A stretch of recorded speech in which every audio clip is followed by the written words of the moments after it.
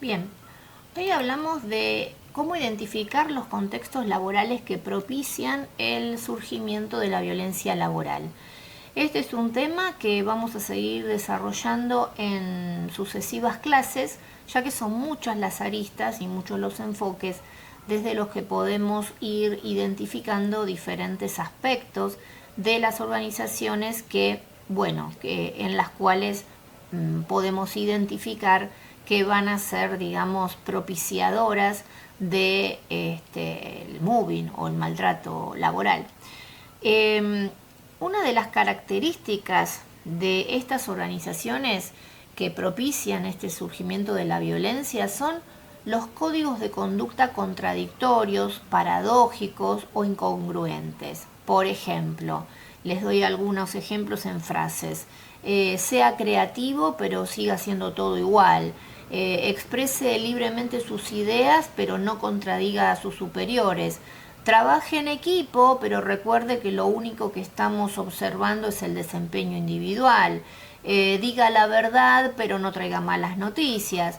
Asuma riesgos, pero no se equivoque, etcétera, etcétera. Entonces, la característica común, más allá de que luego vamos a ir desgranando diferentes aspectos de manera particular, pero la característica común es que estas organizaciones que propician el maltrato parecen que actúan en base al ocultamiento y a la pretensión de que lo que está pasando en realidad no está sucediendo. Entonces, para sobrevivir a este tipo de culturas hay que, o sea, los que participan, los que integran esas organizaciones, esas empresas, tienen que ingeniárselas para sortear contradicciones que son imposibles. Mejor dicho, peor aún, hay que fingir que esas contradicciones no existen, lo cual hace imposible discutirlas y por supuesto entonces si no se pueden hablar no se pueden modificar. Entonces no nos sorprende que los trabajadores sometidos a este estrés terminen enfermándose física y mentalmente. ¿Por qué? Porque el ocultamiento y la represión de la realidad son las semillas de todas las enfermedades mentales y de todas las enfermedades psicosomáticas. También generan lo que Chris Argyris llamó rutinas defensivas organizacionales, que son las que destruyen los vínculos y afectan la estabilidad mental. Y funciona basados en, digamos, desde lo comunicacional, basados en la teoría del doble vínculo de Bateson, que a su vez da lugar a las rutinas defensivas y como dije anteriormente, estos temas, tanto la teoría del doble vínculo comunicacional como las rutinas defensivas, son temas que vamos a desarrollar en los jueves subsiguientes, ¿no? Ya sabemos que estas clases, estos encuentros, los tenemos los días jueves. El jueves vamos a continuar con este tema. Pero bueno, vamos a retrotraernos, al inicio para recordar algunos conceptos importantes para poder iniciar con este tema.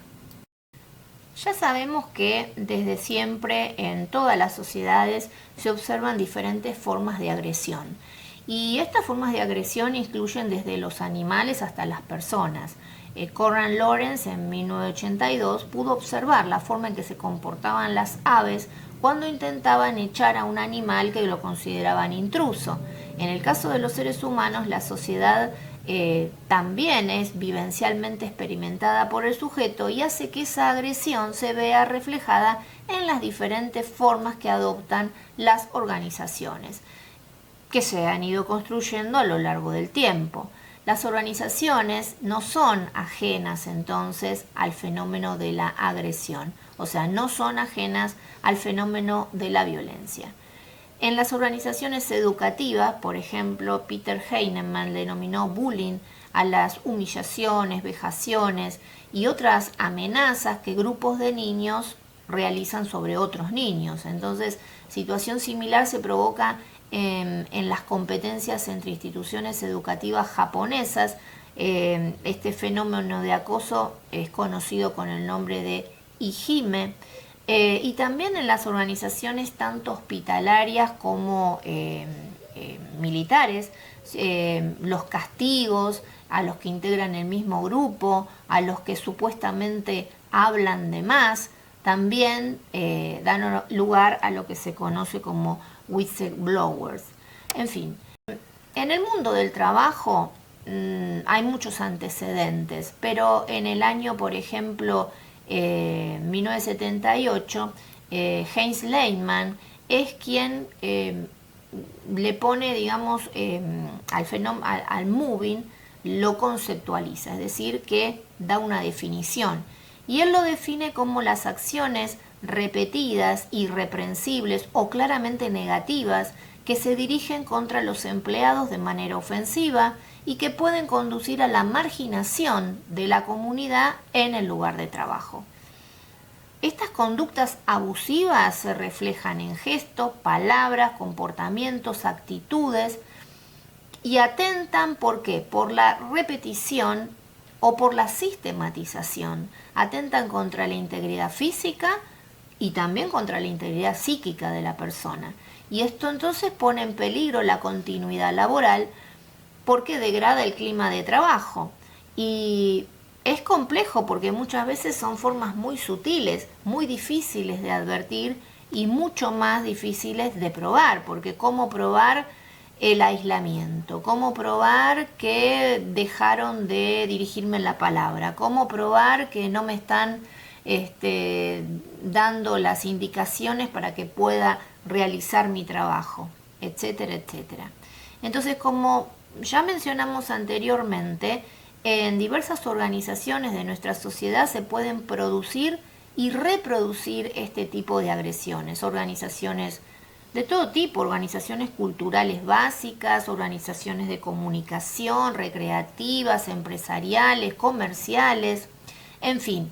En nuestro país, la doctora Diana Cialpi en el 2003 realizó un trabajo de investigación en un organismo público de nuestro país y concluyó denominando al tipo de violencia que observó violencia político-burocrática. Pero bueno, no es que esté relacionado con el moving con un tipo de organización específica, sino en todo tipo de organización. Entonces, ¿cuáles son, digamos, las motivaciones? ¿No es cierto? ¿Cuáles son más que las motivaciones, cuáles son las características? Ya hicimos una introducción, pero bueno, lo que podemos decir es que se han identificado que las organizaciones en las que se generan estas situaciones tienen características bien particulares. Una de ellas, ya lo dijimos, que se comunican en base a la teoría del doble vínculo de Bateson, que vamos a ver en la próxima clase, que dan lugar a lo que se llaman las rutinas defensivas organizacionales de Chris Argyris, de la teoría de Chris Argyris, que también vamos a desarrollar en otras clases, pero las que resultan más propicias para que sucedan situaciones posibles de enmarcar como maltrato laboral son las que el autor Rojas Breu llama como organizaciones donde se observan aspectos vinculares que podríamos denominarlos primarizados. En estas organizaciones se tiende a valorizar y reconocer aquello que es considerado conocido o que puede asimilarse a lo considerado como conocido. O sea, esta característica el autor la asocia al concepto freudiano de endogamia, es decir, forjar relaciones en donde se evidencia la bipolarización y una negación a la terceridad. Se trata de organizaciones con una marcada tendencia a la fusión, o sea, a la indiferenciación. Es decir, da lugar a situaciones o estados de confusión. Y por el otro lado, la pertenencia a la organización pasa a ser un valor fundamental, dando lugar al proceso de identificación masivo, también conocido como de adhesión pasional. Y finalmente, en estas organizaciones la gestión tiende a ejercer el poder de una manera muy particular, que es negando todo, o sea, negando que existan conflictos, o más aún pensando a los conflictos como una especie de anomalía. Hay determinadas acciones que van ejecutando las organizaciones que colaboran en generar situaciones de maltrato laboral. Por ejemplo, la implementación de formas de contratación en donde los empleados se ven obligados a aceptar formas o condiciones ilegales o denigrantes, por el solo hecho de estar naturalizadas en el contexto de alto desempeño, se simula una especie de contrato. Y esto se acompaña de situaciones que podemos denominar de repliegue o de simulacro, en donde comienza a dejar de tener protagonismo el diálogo.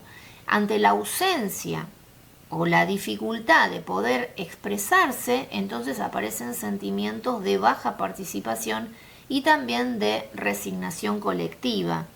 Me recuerdo en el libro El octavo hábito de Stephen Covey, donde habla justamente de organizaciones donde las personas no pueden encontrar su voz, o sea, no se propicia que cada uno tenga una voz propia. Si bien se dice, sí, acá es importante que cada uno exprese sus ideas, en realidad lo que se busca es la uniformidad.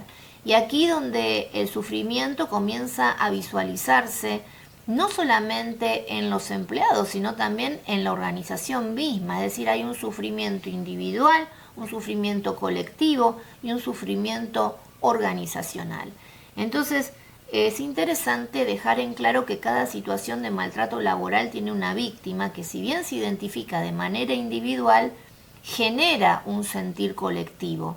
Además de las víctimas, están presentes, por supuesto, los victimarios, que pueden ser o una persona o un grupo, pueden ser proveedores, pueden ser clientes, pero existe también otro rol que no es menor en este tipo de relación vincular, que es el que ejercen los espectadores del hecho violento, porque esta violencia va a ser ejercida en diferentes direcciones, en diferentes sentidos, puede ser tanto horizontal como vertical, con sentido ascendente o sentido descendente.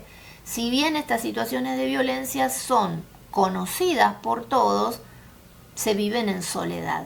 Entonces llega a las oficinas de recursos humanos o a las oficinas o al área de salud, de medicina legal, de medicina laboral, perdón, empleados que pueden presentar cuadros de crisis nerviosa, de ansiedad, de malestar indiferenciado, de aislamiento, pero sobre todo hay una característica que es el desgano, o sea, la falta de vitalidad. Y esta sintomatología depende de quién la aborde, entonces puede ser, digamos, diagnosticada, entre comillas, de dos maneras.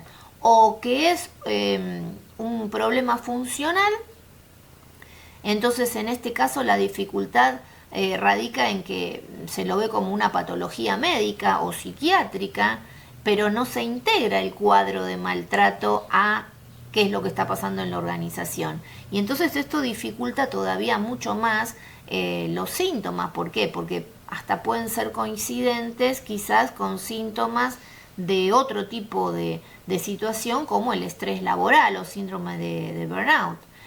Y en el segundo caso que dijimos, es que la identificación lleve a una especie de estigmatización. Entonces, bueno, no trabaja porque no le gusta el trabajar, o se siente mal como una excusa porque es un holgazán. Bueno, en este caso, entonces lo que subyace es una creencia basada en algunos mitos, que se basa en la suposición de que una persona que evita un trabajo, nada, lo hace porque no le gusta trabajar, ¿no es cierto? Bueno, también dijimos anteriormente que la organización también se ve afectada, no solamente las personas, sino la organización en sí misma se ve afectada cuando suceden estos hechos de maltrato laboral. Y por eso es que los profesionales del área de recursos humanos tienen que estar atentos a estas situaciones, o situaciones, por ejemplo, que pueden ser indicadores de maltrato laboral. Por ejemplo, ¿cuáles? El ausentismo, consultas consultorios médicos, pedidos de licencias psiquiátricas, incremento de accidentes de trabajo, que aumente el alta de tasa de rotación. Es decir, estos datos, si te toman aislados, es difícil de encuadrarlos y darnos cuenta de que estamos frente a una situación de maltrato laboral.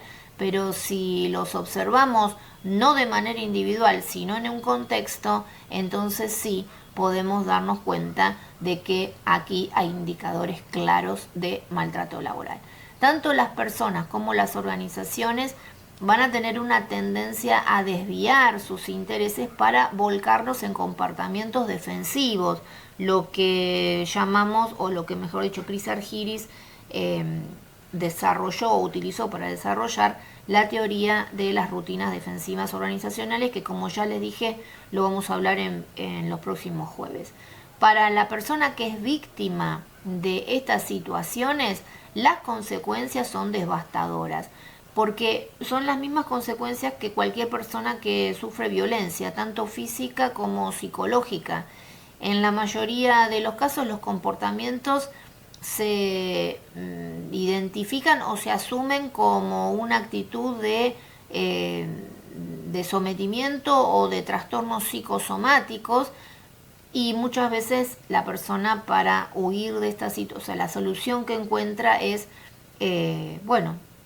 abandonar la organización. Pero el daño no es menor para las personas que continúan trabajando en estos contextos donde reina el clima laboral de temor, de tensión, porque obviamente que las dificultades y los trastornos, tanto psíquicos como físicos, van en aumento. Esto es una introducción al tema, ¿no es cierto? Una introducción a poder ir identificando los contextos laborales en los cuales podemos o son más propicios a desarrollar situaciones de maltrato laboral. Hasta aquí llegamos por hoy, y en la próxima sí vamos a hablar de la teoría del doble vínculo y la teoría de las rutinas defensivas organizacionales.